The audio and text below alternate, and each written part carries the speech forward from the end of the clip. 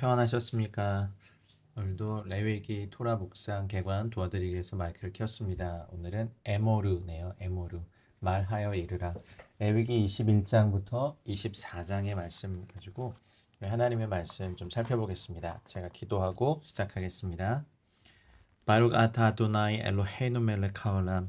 온 우주의 왕이신 주님을 송축합니다.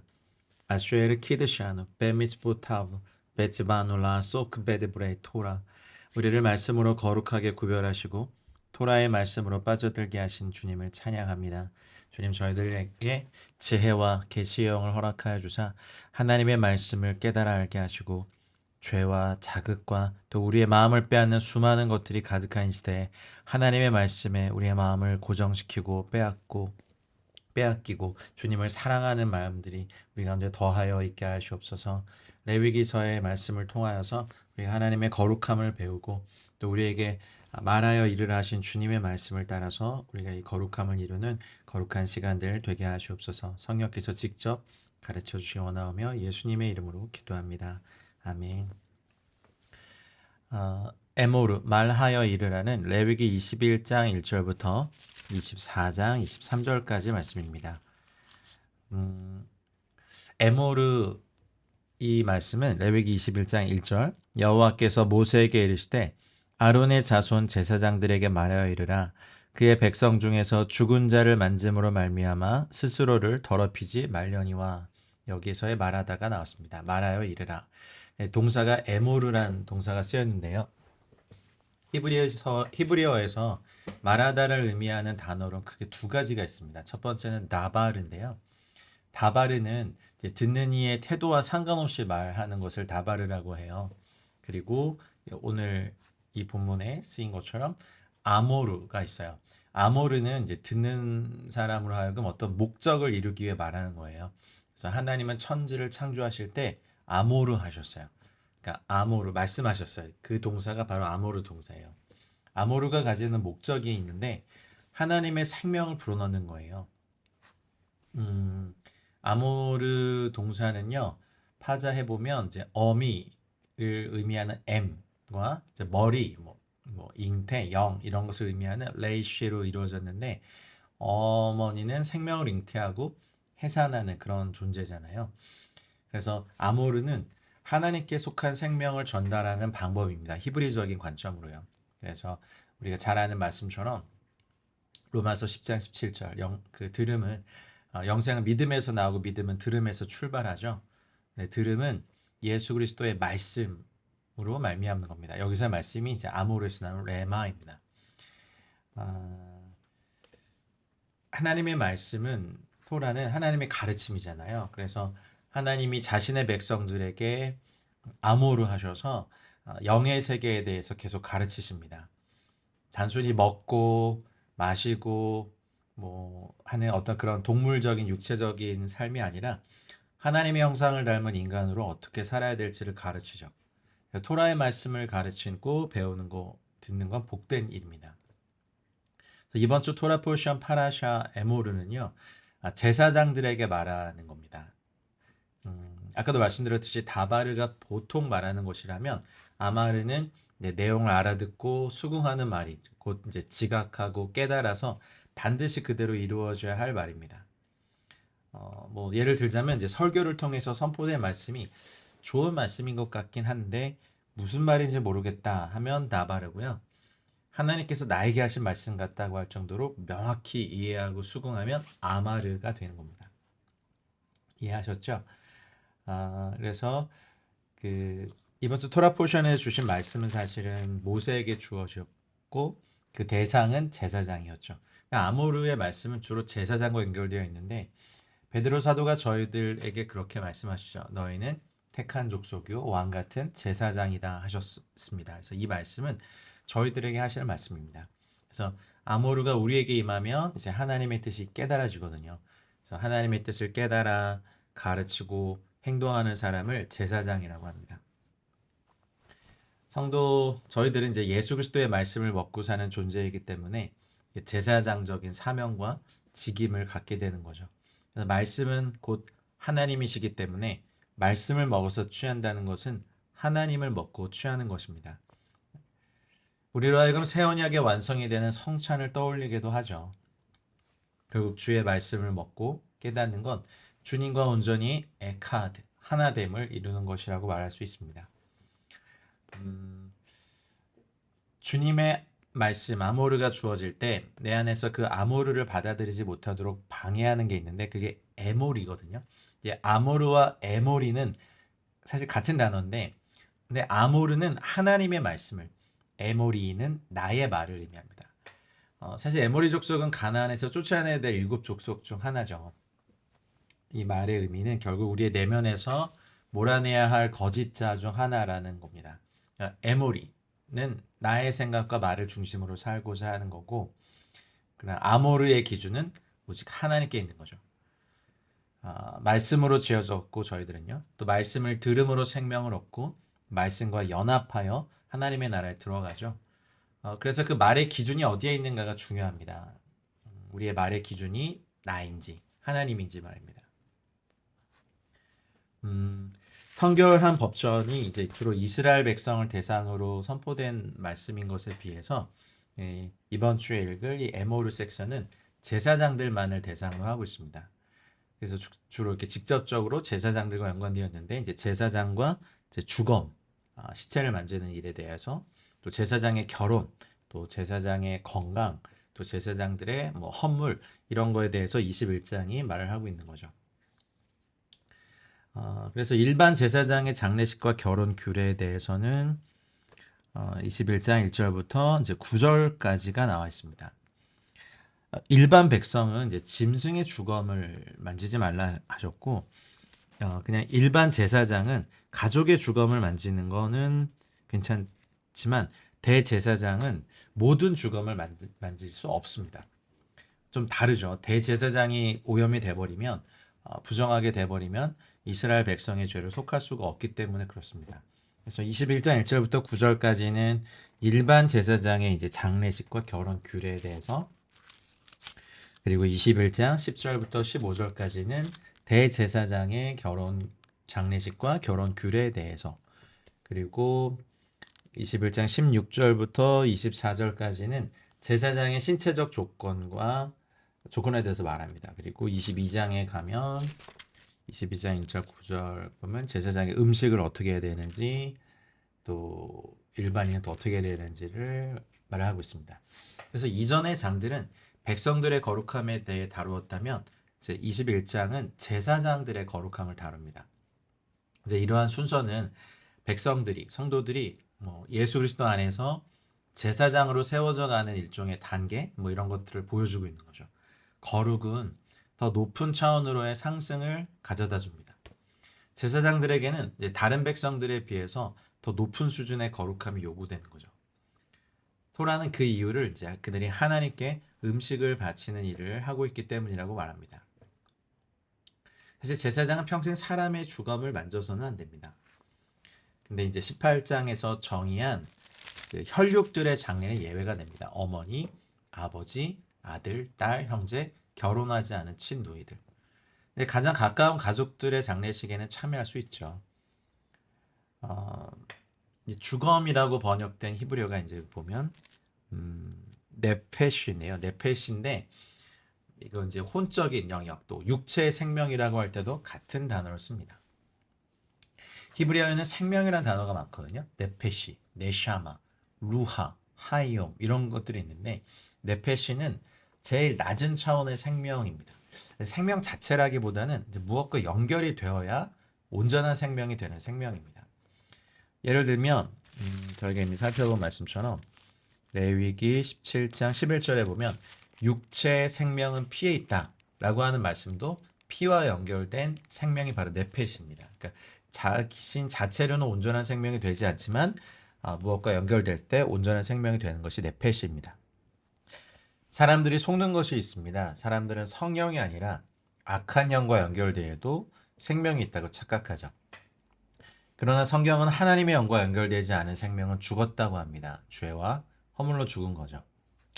살아있는 생명 같지만 죽은 생명입니다. 스스로 살아있다고 착각하지만 하나님께서는 죽었다고 합니다. 하나님의 영과 연결되지 않은 생명은 진짜 생명이 아니거든요. 죽은 생명입니다. 음, 그래서 모든 인류는 위로부터 나는 거듭남, 이제 뭐 헬라어로 아노덴 겟나오 이렇게 얘기하는데 거듭남이 있어야 참된 생명이 있는 거죠.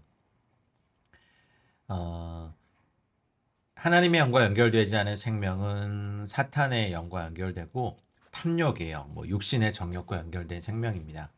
그래서 제사장과 같은 저와 여러분들 같은 성도들이 사탄과 연결된 생명을 가까이 하면 자신을 더럽히는 거죠. 그래서 제사장과 같은 성도들은 자신을 더럽히지 말아야 되고 하나님의 거룩한 이름을 욕되게 하지 말아야 됩니다. 제사장이 죽음을 가까이 하지 말아야 하는 이유는 그가 섬기는 하나님께서 죽은 자가 아닌 산 자의 하나님이시기 때문입니다.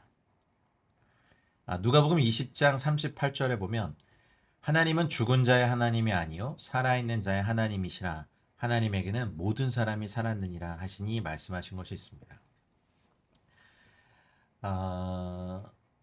그런 이제 직계 가족에 대해서는 이제 만질 수 있는데요.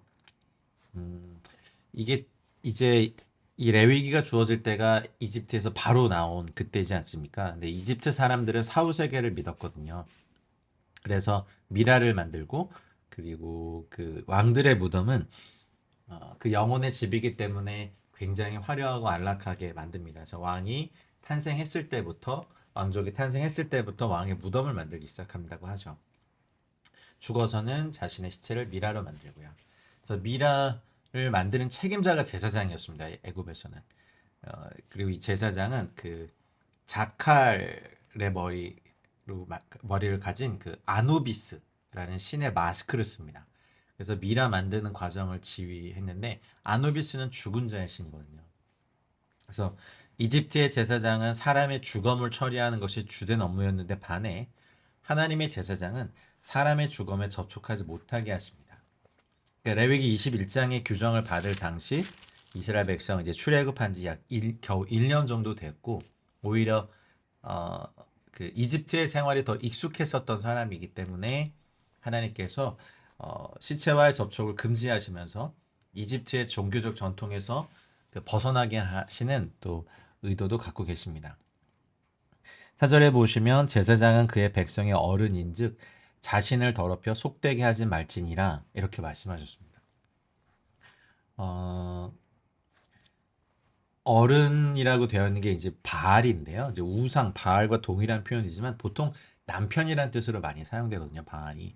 그래서 바알 신을 하나님 외에 바알 신을 섬긴다는 건 우리 진짜 신랑이신 그 주님이 아니라 다른 신을 섬기는 것에 대해서 주님은 우상 숭배라고 하시는 거죠.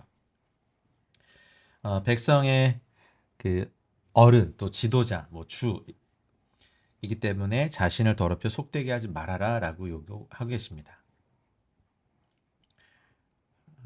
레위기 20장 26절에 우리가 저번 시간에 본 것 너희는 나에게 거룩할지어다 이는 나 여호와가 거룩하고 내가 또 너희를 나의 소유로 삼으려고 너희를 만민 중에서 구별하였음이냐라고 말씀하시죠. 하나님은 우리를 제사장 삼으셨습니다. 계시록 5장 9절 10절에도 하늘의 존재들이 막 선포하는 게 나오죠. 일찍이 죽임을 당하사 각 족속과 방언과 백성과 나라 가운데에서 사람들을 피로 사서 하나님께 드리시고 그들로 우리 하나님 앞에서 나라와 제사장들을 삼으셨으니 그들이 이 땅에서 왕노릇하리로다 말씀하셨습니다. 여러분 왕 같은 제사장이시죠?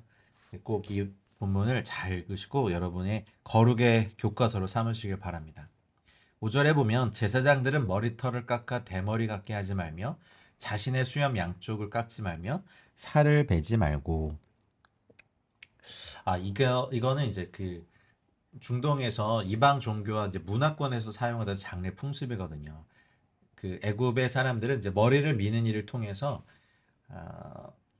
슬픔을 나타내는 표현인데 이게 그 고대 메소포타미아에서 관습화된 전통이었다고 하죠.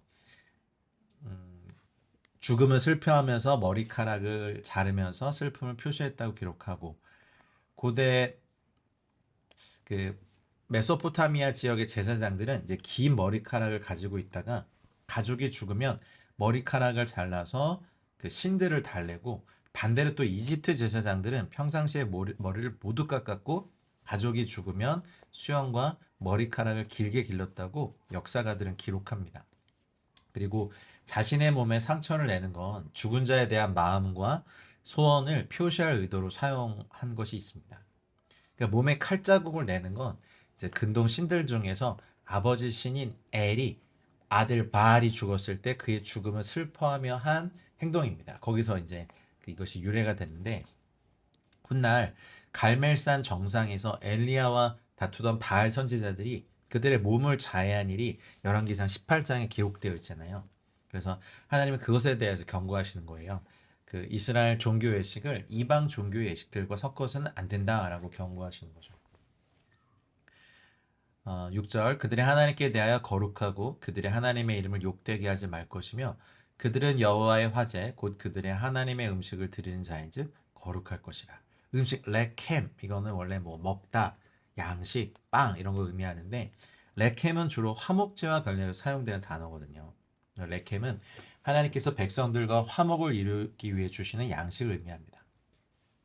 이스라엘과 하나님과의 관계가 깨어지기 시작하면 그 땅의 레켐이 사라지기 시작합니다. 그것이 바로 기근이죠. 세속의 문화, 또 죄악의 문화를 따라가는 것도 하나님의 이름을 욕되게 하는 겁니다. 하나님께서 우리에게 레켐을 주시는 방법이 독특한데 먼저 하나님께서 식물의 풍년, 이제 이스라엘 백성에게는 미래 추수겠죠. 풍년을 주시고 그러면 우리가 그 식물을 취해서 하나님을 위해 빵을 만들고 그리고 그 빵을 하나님께 드리면 하나님께서는 그것을 취하시고 남은 부분을 백성들에게 나누어 주십니다. 제물을 나누어 먹는 것이 이제 화목 제물이 가지는 고유한 특징이죠. 하나님께 먼저 드려지고 올라가는 것이 있어야 하나님의 것이 내려옵니다. 그리고 제사장들은 7절에 부정한 창녀나 이혼당한 여인을 취하지 말지니 이는 그가 여호와 하나님께 거룩함이니라. 제사장은 세 부류의 여자와 결혼할 수 없어요. 창녀, 몸을 버린 여자, 이혼한 여자. 사실 그 많은 번역본들이 이제 창녀와 몸을 버린 여자를 언급하는 히브리어에서 그 접속사 바브가 있거든요. 여기 보면 그래서 동일한 여자로 간주합니다. 그래서 창녀짓을 하는 더러운 여인으로 번역하는 데도 있고요. 그래서 유대인의 외경에 보면 그 레위에 대한 유언에 대해서 그 뭐 이게 외경이라서 좀 그렇긴 한데 아내를 취할 때 흠없고 더럽히지 아내를 취해라. 그리고 이방 민족들 가운데서는 취하지 말라라는 규정을 구체적으로 줍니다. 그 요세푸스라는 그 유대인 역사가가 있어요. 근데 여기 기록에 보면 그 순수 혈통을 유지하기 위해서 아내를 선택할 때는 족보를 통해 처녀가 이 처자가 유대인인지 먼저 철저히 살폈고 왜냐하면 제사장 가문은 혼합되지 않고 순수해야만 했거든요. 또 제사장은 같은 민족에 속한 아내를 통해 양성되어야 했다고 합니다. 그래서 여기에 굉장히 주의를 기울였고요. 그 이유에 대해서 6절과 8절 두 번을 말씀하십니다. 하나님께 거룩한 존재들이고 제물을 드리고 음식을 바치는 사람이기 때문에 그렇습니다. 그래서 그런 또 제사장들을 너는 그를 거룩히 여기라 라고 말하죠. 여러분 그렇게 하고 계십니까? 자, 9절. 어떤 제사장의 딸이든지 행음하여 자신을 속되게 하며 그의 아버지를 속되게 하면 그를 불사를 지니라. 제사장의 딸이 몸을 파는 건 종교적인 이유거든요. 이교도 종교와 많이 관련돼 있었죠. 성전 창녀라고 해야 되나요?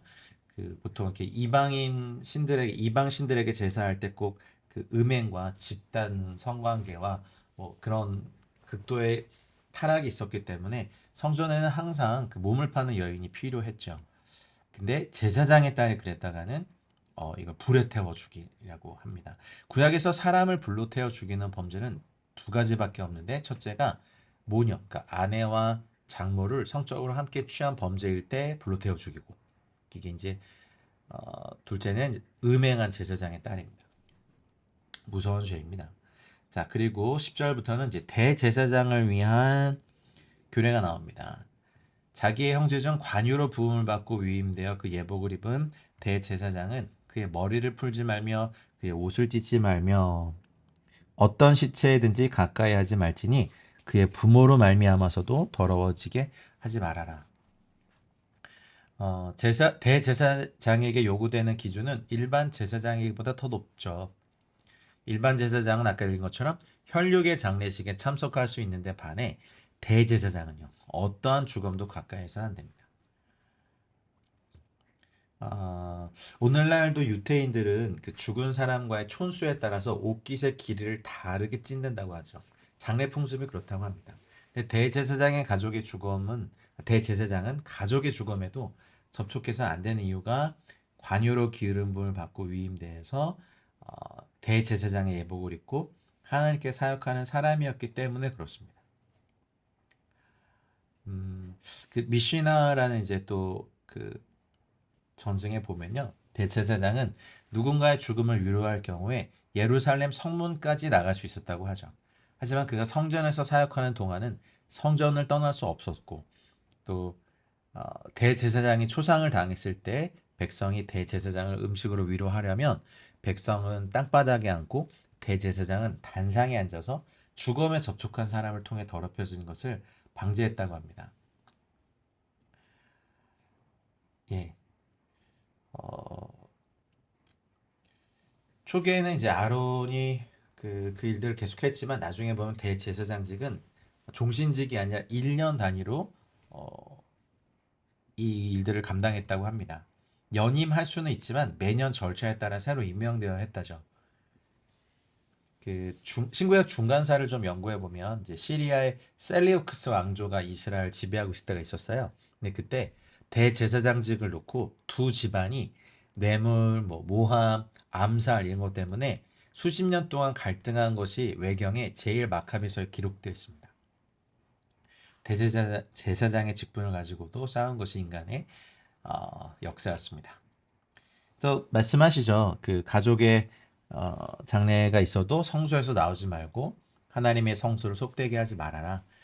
이는 하나님께서 성별하신 관유가 그 위에 있다라고 말씀하셨죠. 나는 여호와이니라. 자, 13절. 그는 처녀를 데려다가 아내를 삼을지니 처녀와 결혼해야 한다는 규례가 일반 제사장들에겐 적용되지 않았습니다. 순결함을 요구하시죠. 처녀라는 요 단어가 히브리어로 바탈인데요. 이제 베이트 집 안에서 타부가 있어요. 이제 이게 사실 십자가를 의미하거든요. 그리고 라멕 훈련. 그러면 뭡니까? 집 안에서 십자가로 훈련된 여성이 처녀입니다. 이게 토라에서 말한 대제사장 아론의 반차 말고 멜기세덱의 반차를 따른 영원한 우리의 대제사장이신 우리 주 예수님을 예표하는 거고 오늘 그 주님의 신부로 지명된 처녀는 주님의 집 안에서 말씀 안에서 또 십자가로 훈련된 여성, 신부된 교회를 상징하는 것이 여기서부터 나옵니다. 그러니까 교회의 본질, 성도의 본질은 하나님의 집 안에서 임재 안에서 말씀 안에서 십자가의 복음과 사랑을 훈련하는 겁니다. 그래서 이 훈련 과정을 통해서 거룩하고 순결한 신부들을 이제 자신의 아내로 취하실 것입니다. 할렐루야. 14절 과부나 이혼당한 여자나 창녀짓을 하는 더러운 여인을 취하지 말고 자기 백성 중에서 처녀를 주의 아내를 삼아. 일반 제사장이 결혼할 수 없는 상대 목록에 과부가 추가되었습니다. 그리고 15절 그의 자손이 그의 백성 중에서 속되게 하지 말지니 나는 그를 거룩하게 하는 여호와입니다. 20장 8절 앞장에 이스라엘 백성을 향하여서는 나는 너희를 거룩하게 하는 여호와이니라.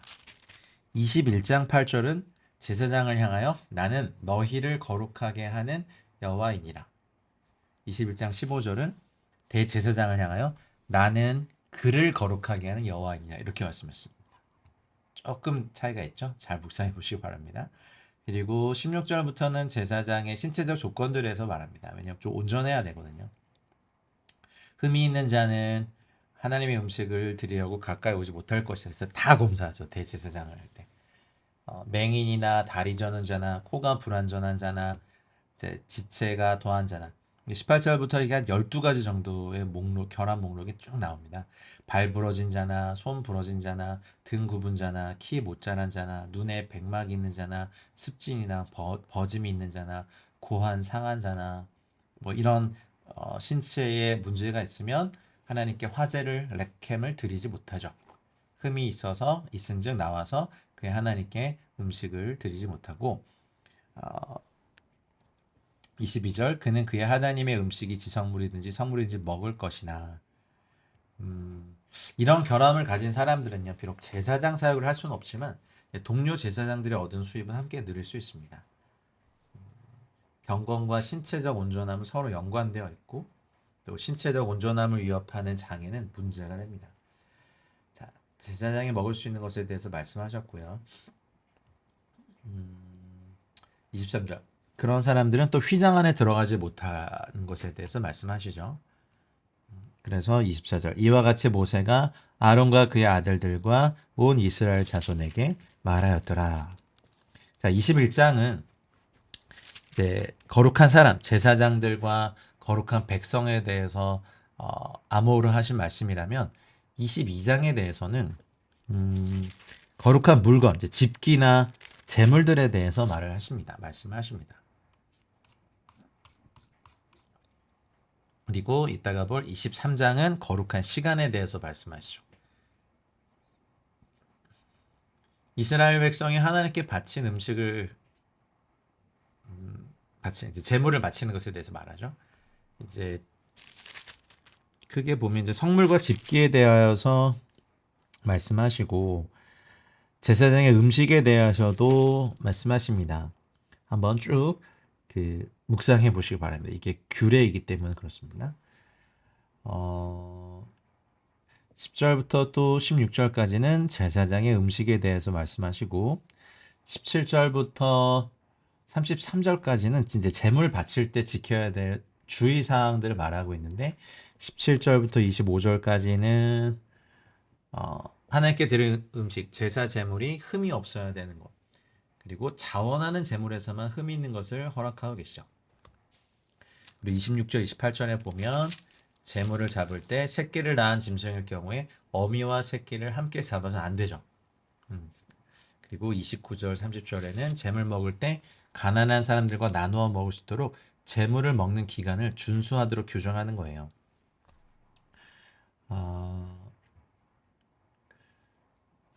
자, 22장 1절에 여호와께서 모세에게 말씀하시되 2절 아론과 그의 아들들에게 말하여 그들로 이스라엘 자손이 내게 드리는 그 성물 코데쉐네요. 코데쉐의 남성 복수형이죠. 코데쉐 성물에 대하여 스스로 구별하여 내 성호를 욕되게 함이 없게 하라. 나는 여호와이니라. 스스로 구별하여 인나제로 동사 원형이 이제 나자르인데요. 이제 여기서 이제 나실인이 나왔어요. 나실인으로 스스로를 구별할 때 주로 사용되는 동사입니다.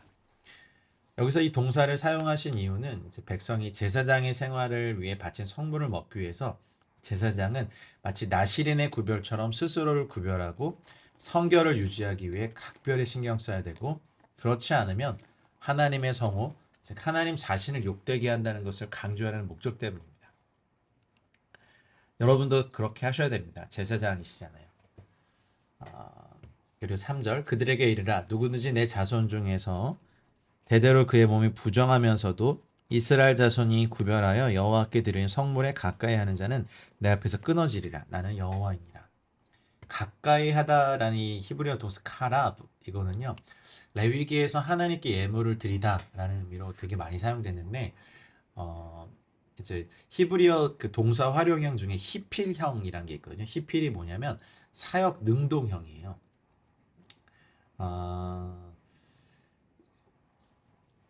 가까이 하다, 가까이 드리다, 가까이해서 드리다. 그러니까 능동형의 의미가 들어간 거죠. 자기가 부정한 상태임을 알고 있음에도 불구하고 이렇게 하면 큰일 나는 거죠. 그렇죠?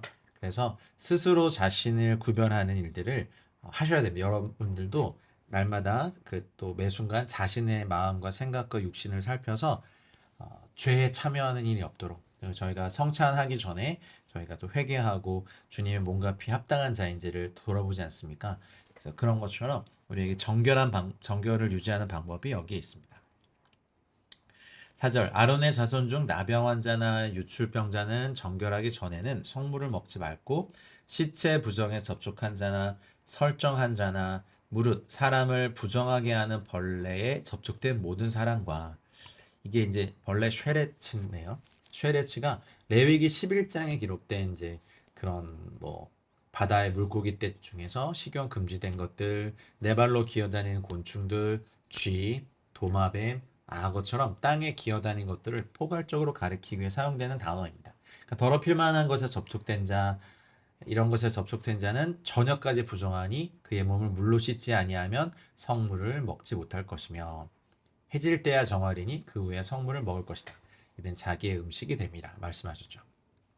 그리고 뭐 시체나 찢겨 죽은 짐승을 먹음으로 자기를 더럽히지 말아라. 이 규정은 이미 앞부분의 레위기에서 나왔어요. 레위기 7장에서 17장에서 나왔죠. 그리고 그들은 내 명령을 지킬 것이라. 그것을 속되게 하면 그로 말미암아 죄를 짓고 그 가운데서 죽을까 하노라. 나는 그들을 거룩하게 하는 여호와이니라 말씀하십니다.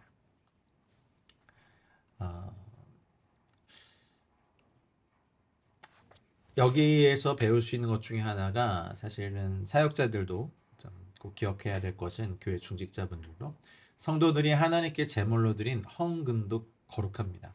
그래서 교회가 헌금을 쓰는 것이나 또 사역자가 헌금을 사례로 받아 사용하는 것이나 교회의 기물, 재산을 어떻게 대하는 것에 대한 것은 신중하고 경건해야 됩니다.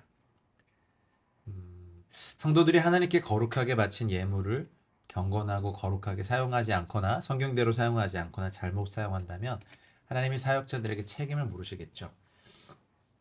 그 다음 22장 10절부터 16절까지 제사장의 음식들에 대해서 말씀하십니다. 일반인들은 성물을 먹지 못할 것이며 제사장의 객이나 품꾼도 다 성물을 먹지 못할 것이다 말씀하셨죠. 제사 음식을 먹을 수 있는 사람은 이제 제사장이 값을 지불하고 산 종, 그리고 그 종의 자녀로 태어난 사람들은 가능합니다. 이제 11절에 그 얘기가 나오고 12절 제사장의 딸이 일반인에게 출가하였으면 거제의 성물을 먹지 못합니다. 그리고 13절 만일 그가 과부가 되든지 이혼을 당하든지 자식이 없이 그의 친정에 돌아와서 젊었을 때와 같으면 그는 그의 아버지 몫의 음식을 먹을 것이나 일반인은 먹지 못할 것이니라 말씀하셨습니다. 일반인과 결혼했더라도 과부가 되거나 이혼해서 친정으로 돌아와 산다면 제사장만 먹을 수 있는 음식을 다시 먹을 수 있게 됩니다. 죽은 사람의 재산이 아들에게 또 아들이 없으면 딸에게 상속되지만 아내에게는 상속되지 않는 것이 근동의 관계였거든요. 그래서 하나님께서 이혼녀나 과부를 보호하시는 하나님의 자비로운 율법이 또 여기도 나타납니다. 14절 만일 누가 부지 중에 성물을 먹으면 그게 이제 성물인지 모르고 먹었다면 그 성물에 5분의 1을 더하여 제사장에게 줄지니라 했습니다. 성경은 본의 아니게 저지른 죄와 의도적으로 지은 죄를 구분하거든요. 그런 이제 고의성이 없더라도 보상의 책임을 피할 수는 없는 거죠. 이스라엘 자손이 여호와께 드리는 성물을 속되게 하지 말아라 하고 말씀하셨고 성물을 먹으면 그 죄로 인하여 형벌을 받게 할 것이니라. 나는 그 음식을 거룩하게 하는 여호와이니라 하셨습니다. 그리고 17절부터 마지막 절까지는 이제 거룩한 제물들에 대해서 말합니다. 사람들이 제물을 바칠 때 서원 제물은 흠이 없는 짐승들만 제물로 바치라고 명령하십니다. 소나 양이나 염소의 흠 없는 수컷으로 드려라 말씀하시죠. 눈먼 것, 다리 저는 것, 어떤 부위가 잘린 것, 고름 흘리는 것, 여러 가지 이런 흠이 있는 것들은 여호와께 드리지 말 것을 명령하시고요. 그 계명들을 쭉 말씀하시죠. 그리고 주의해야 될 것을 26절부터 말씀하시는데 새끼가 나거든 이래 동안 어미와 같이 있게 하고 여덟째 날 이후로는 여호와께 화제로 예물을 드리면 기쁘게 받으심이 된다. 그리고 암소나 암양을 막론하고 어미와 새끼를 같은 날에 잡지 말고. 하나님이 그 이런 것은 또 짐승에 대한 배려와 자비까지도 주님께서 말씀하신 거예요. 그리고 너희가 여호와께 감사 제물을 드리거든 너희가 기쁘게 받으심이 되도록 드려라 말씀하시죠. 그리고 30절 그 제물은 그날에 먹고 이튿날까지 두지 말라. 나는 여호와이니라. 이 토라가 계속해서 강조하는 훈련은 이제 주로 내가 가지고자 하는 의지를 이제 주는 의지로 전환시키는 겁니다. 그리고 드리는 의지로 전환시키는 거죠. 사실 저희 모두는 그냥 가지려고만 하는 습성, 채우려고만 하는 습성, 그리고 자기중심적인 습성으로 살아가잖아요. 하나님의 법은 이제 주는 것과 나누는 것을 목적으로 하는데 하나님의 법이 온전하게 세워지면 공동체는 저절로 이루어집니다. 화목 제물을 이튿날까지 두지 말라고 명령하십니다. 그러면 남기지 않으려면 어떻게 해야 됩니까? 나누어야 되죠. 여기에 목적이 있는 겁니다. 거룩한 음식이기 때문에 남겨서 상하도록 하지 않고 서로 이웃들에게 나눔으로써 공동체의 사랑, 정신을 회복해 가는 거죠. 화목의 본질은 첫째는 하나님과의 화목이고 둘째는요. 이웃과의 화목이라는 것을 잊어서는 안 됩니다. 주님이 말씀하시죠. 31절 너희는 내 계명을 지키며 행하라. 나는 여호와이니라. 아멘. 좀 정리해 볼까요? 이 계명은 사실 레위기 11장부터 22장까지의 계명을 다 의미하거든요. 11장에서 15장까지 혹시 기억나십니까? 이스라엘 백성을 부정하게 만드는 것들과 이 부정으로부터 정결하게 되는 정결법을 말씀하셨고 그 이후에 이제 20장까지는 뭐 우상 숭배, 뭐 성범죄에 대한 거, 인간관계에 대한 거룩법들을 얘기하셨고 21장, 22장은 제사장의 정결법과 거룩한 법에 대하여서 말씀을 하신 겁니다. 하나님의 이름을 속되게 하지 않고 또 하나님을 거룩하게 높이고 하나님이 이스라엘 백성을 거룩하게 구별하셨고 우리가 그분의 백성이 됨으로 말미암아 우리가 지켜야 될 계명들을 지키라 하십니다. 곧 물로 씻어 말씀으로 깨끗하게 하사 거룩하게 하시고 자기 앞에 영광스러운 교회로 세우사 티나 주름 잡힌 것이나 이런 것들이 없이 거룩하고 흠이 없게 하려 하심이라. 에베소서 5장 26절로 27절 말씀이죠. 사도 바울이 이것에 대하여서 이렇게 비유하셨어요. 그래서 저는 토라를 묵상 개간을 돌아드리기 위해서 이걸 녹음하고 있는 목적 중에 하나는 여러분들이 토라의 계명을 알면 알수록 우리가 받은 은혜, 용서, 사함 받은 그 죄의 크기를 깨달을 수 있기 때문에 그런 겁니다. 그래서 우리가 은혜를 더 크게 누리려면 하나님의 계명을 더 정확히 알고 있어야 됩니다. 그것이 바로 저희가 우리의 토라 포션의 방법대로 하나님의 말씀을 읽는 이유이죠. 자, 그리고 레위기 23장은 21장은 거룩한 사람들, 22장은 거룩한 물건, 집기나 재물들, 23장은요 거룩한 장소, 또 성, 시간, 절기에 대해서 말씀하십니다. 시간과 절기는 이제 거룩한 백성의 삶과 밀접한 관계가 있는데 23장 1절 2절 읽어보면 여호와께서 모세에게 말씀하여 이르시되 이스라엘 자손에게 말하여 이르라 이것이 나의 절기들이니 너희가 성회로 공포할 여호와의 절기들이니라. 제가 뭐 저도 이렇게 보수적인 장로교단에서 자라고 또 신학도 거기서 했지 않습니까? 근데 제가 오늘 이걸 읽다가 뭐 절기를 지키라 뭐 이런 얘기를 저희가 잘 안 듣고 자라잖아요. 교회에서 지킨 절기는 이제 부활절, 성탄절 뭐 이 정도. 근데 열방에 나가서 유대인들을 만났을 때 그들이 절기를 지키는 것에 대해서 되게 좀 의아했어요. 메시아닉 주들도 그렇고요. 근데 말씀을 읽다가 스타디를 하다가 이 절기가 이스라엘 절기가 아니라 여호와의 절기들이구나라는 것을 깨닫고 새롭게 마음을 잡아서 이걸 이제 공부하기 시작한 겁니다. 안식일부터 시작한 하나님의 의도, 노예로 살았던 사람들에게 하루의 쉼을 주시는 것, 쉬는 걸 주시는 것, 하나님의 엄청난 선물이시죠. 그리고 이스라엘의 절기가 아니라 여호와의 절기들입니다.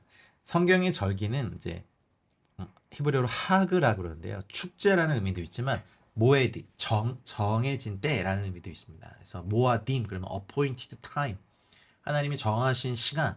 그래서 예수님께서 반드시 그 유월절 어린 양을 준비하는 바로 그 4일 전에 6월절 4일 전에 예루살렘에 입성하시고 자신을 준비하셨고 바로 그 시간에 죽으셔야 됐습니다. 왜냐하면 예수님은 6월절 어린 양이 되셔야 됐기 때문에. 그리고 이스라엘 백성들이 초실절로 지키는 그 세 번째 날 이후에 3일 이후에 부활하셨죠. 예수님 반드시 그날 하셨어야 됐어요. 그러니 예수님은 그 순서대로 봄절기를 성취하셨죠. 그리고 예수님이 부활하시고 40일 동안 이 땅에 계시다가 올라가시고 제자들과 백일신문도가 일심으로 기도하면서 오순절날 성령 강림의 사건이 일어나죠. 그래서 봄절기를 다 성취했어요. 그렇다면 예수님과 관련된 이 절기들은 사실은 이스라엘의 어떠함이 아니라 이스라엘이 대표로 해서 이걸 지키고 있을 뿐이었고 봄절기, 가을절기 전부 다 예수님 그리고 예수님의 사역, 예수님의 공생에 예수님의 다시 오신과 연결된 절기입니다. 여러분 그러한 마음으로 여호와 하나님께서 소중히 여기시는 우리 주님이 소중히 여기시는 이 시간들을 거룩하게 지키는 은혜가 있길 축복합니다. 하나님의 절기, 여호와의 절기는 이제 레위기 23장에 나와 있는데 주로 7을 중심으로 제정됐죠. 제일 처음 나오는 것이 이제 안식일이잖아요. 엿새 동안 일하지만 일곱째 날은 쉴 안식일이니 매 7일째 날은 거룩한 안식일입니다. 그러면 저희는 주일도 지키고 안식일도 지키는 거예요. 여러분 안식일은 하나님께서 거룩하게 하신 시간의 성소이기에 여러분 그 거룩하게 하신 시간 안에 들어가셔서 쉬시고 가족들과 안식하시고 하나님의 말씀을 읽으시고 또 가족들이 말씀을 놓고 서로 교제하고 눈을 맞추고 함께 또 하나님을 예배하는 시간들이 있길 축복합니다.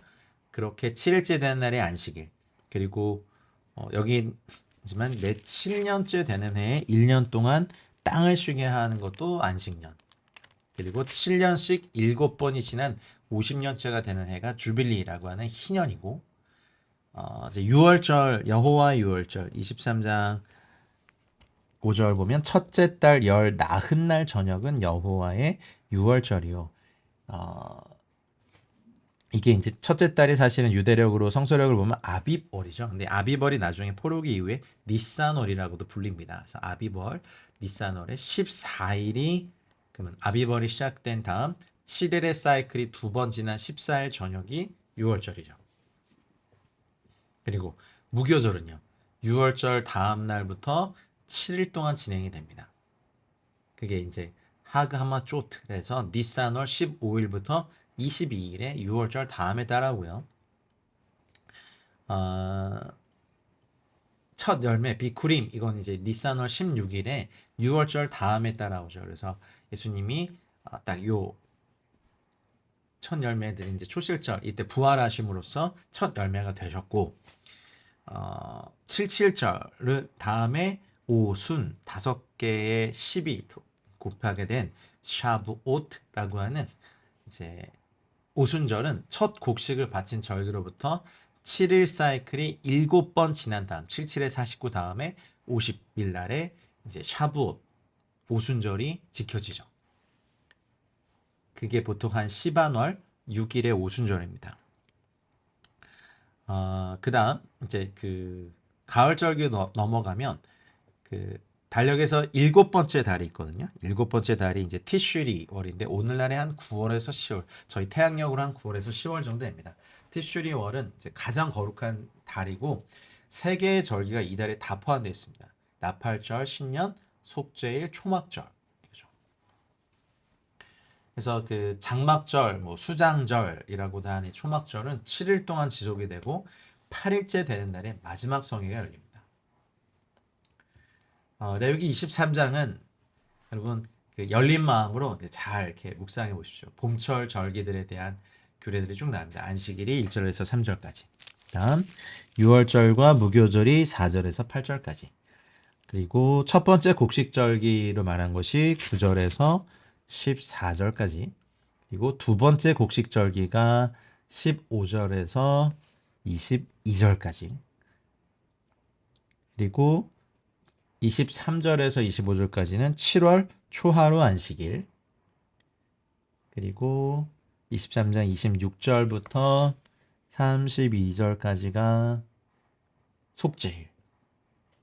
그리고 23장 33절부터 44절까지가 초막절입니다.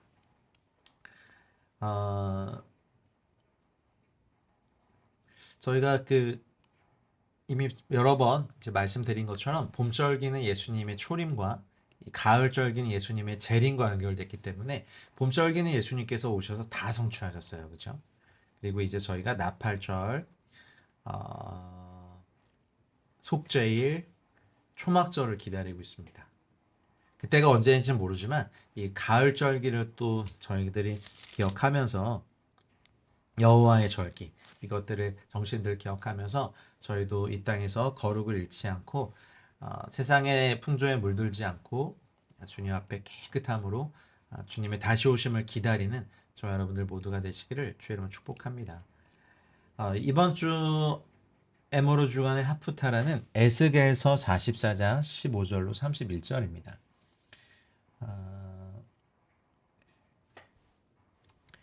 에스겔서에 또한 제사장에 대해서 제사장들에 대해서 특별히 그 브네잇 사독자 가문의 그 후손들에 대하여서 사독의 자손 레위 사람 제사장들에 대한 말씀들을 하프타라에서 말씀하셨습니다. 그리고 브리타드샤 신약에서는 베드로 전서 2장 4절부터 10절까지 주님께서 말씀하셨죠. 그래서 건축자들의 버린 돌이 모퉁이의 머릿돌이 되신 우리 주님에 대하여서 말씀하시면서 저희들을 향하여서 그러나 너희는 택하신 족속이고 왕같은 제사장들이고 거룩한 나라며 그의 소유가 된 백성이니 이제 너희를 어두운 데서 불러내어 그의 기이한 빛에 들어가게 하시니에 아름다운 덕을 선포하게 하려 하심이라. 너희가 전에는 백성이 아니더니 이제는 하나님의 백성이요 전에는 긍휼을 얻지 못하였더니 이제는 긍휼을 얻은 자니라 말씀하셨습니다. 한 주 동안 에모르의 은혜가 저와 여러분들 모두에게 있기를 주님으로 축복합니다. 긴 시간 들어주셔서 감사하고요. 한 주 동안 수고 많으셨습니다. 샤바 샬롬의 은혜가 여러분 모두에게 있기를 주님으로 축복합니다. 샤바 샬롬. 인사를 들었는데 아직 제가 레위기 24장을 안 하고 그냥 닫으려고 했네요. 제가 마음이 급했나 봅니다. 인사는 이따가 한 번 더 하기로 하고요. 레위기 24장도 말씀드리겠습니다. 24장은 이제 앞에 23장 또 뒷다리는 25장과 이게 무슨 관계인가라고 하는데 성소에 대한 규례를 선포하다가 갑자기 하나님께 망언한 사람의 판례에 대해서도 말씀하시는 게 되게 어려움이 있다라고 하지만 사실 이렇게 말씀하실 의미가 있죠. 성전에서 어둠을 밝히는 등잔불에 대해서 말씀하시거든요. 그러니까 아론이 회막한 증거의 휘장 밖에서부터 저녁부터 아침까지 여호와 앞에 항상 등잔불을 정리해라. 이는 너희 대대로 지킬 영원한 규례다. 라고 말씀하십니다. 올리브를 갈아서 만든 기름이 이제 찌꺼기가 섞여 있어서 투명하지 않죠. 그래서 맑은 올리브유를 얻기 위해서는 올리브를 방아로 찧어야 된다고 한답니다. 그래서 그때 흘러나온 기름을 걸러서 하나님께 드리죠. 저녁부터 아침까지 제사장들이 이 일들을 하면서 또 여호와 앞에서 순결한 등잔대 위에 등잔대를 항상 정리할 것에 대해서 말씀하시죠. 떡과 빛이 성소에 항상 있어야 하듯이 제사장과 같은 성도들은 이제 따끈하고 또 신선한 말씀이 항상 있어야 되고 어둠이 오지 못하도록 빛이 돼야 됩니다. 말씀을 상실하거나 어둠에 묻혀 살면 하나님의 성호를 욕되게 하는 거죠.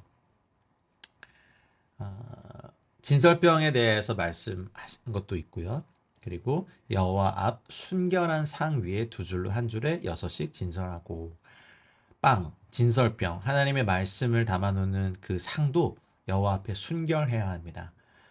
안식일마다 이 떡을 여호와 앞에 진설하라. 8절에 24장 8절 이렇게 말씀하시죠. 이는 이스라엘 자손을 위한 것이요 영원한 언약이니라 하셨습니다.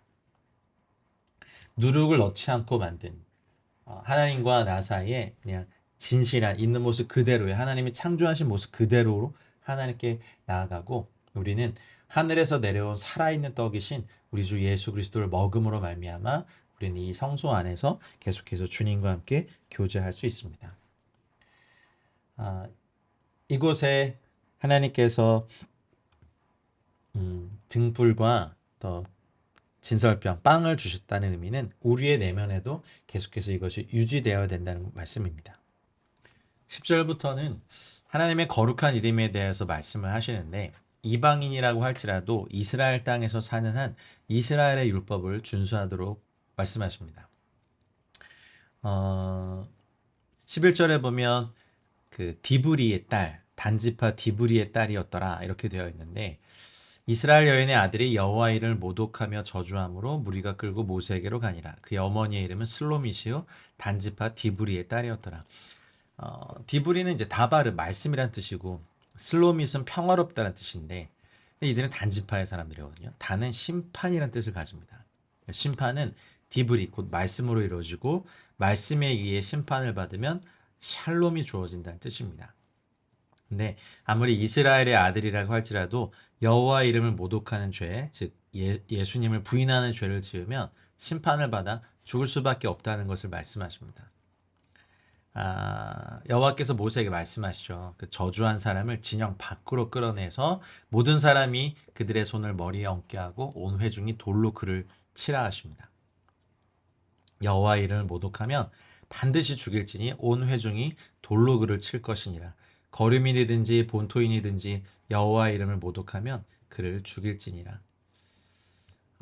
하나님께 굉장히 중대한 범죄인데 우리 이 땅에서 우리 세대에 하나님의 이름이 모욕당하는 것에 대하여서 여러분 거룩한 분노가 또 있으시길 축복합니다. 그렇다고 저희가 막 폭력적인 방법이나 범죄의 방법으로 이것을 이룰 수는 없습니다. 그래서 맞거나 우리가 마음을 다하고 목숨을 다하고 힘을 다하여 하나님을 사랑하는 삶을 하나님의 계명을 지키며 살아갈 수 있다면 우리를 통해서 높아질 하나님의 이름은 영화롭게 될 것입니다.